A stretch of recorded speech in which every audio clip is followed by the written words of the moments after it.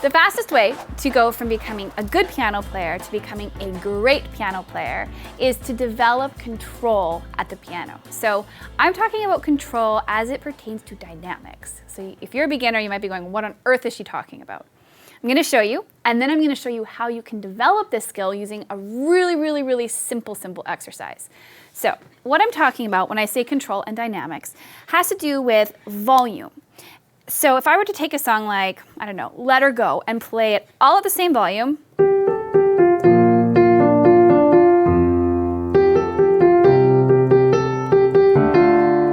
that's fine, but it's not nearly as nice as it would sound like this.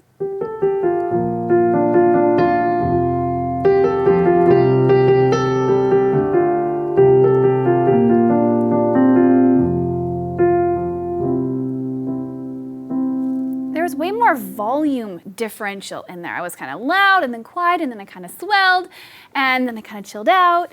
And what that does is it helps to take your listener on a bit of a journey. So when you see two piano players play the exact same song, but you know, this person plays it like, wow, and this person is like, oh, okay, that's fine.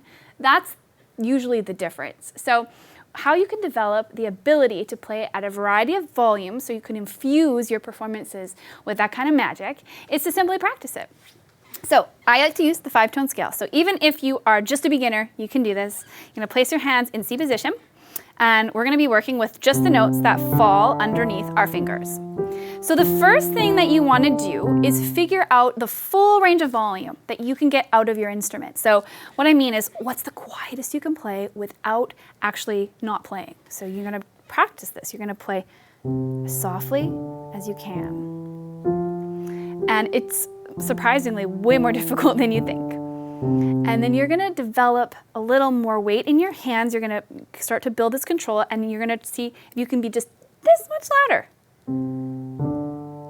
The tricky part here is actually having a difference in sound. And you're going to repeat this process as many times as you can until you get to the point where you're playing as loud as you possibly can. And you're going to pay attention to how much pressure you need to apply in your hands and fingers in order to get those different volumes. So you could spend a fair bit of time working on this because there is a wide range of volumes from very quietest to very loudest. So that's step one. The next thing that you can do is practice with crescendos. I find that I use these a lot in my playing to get some drama. So crescendo just means to become gradually louder.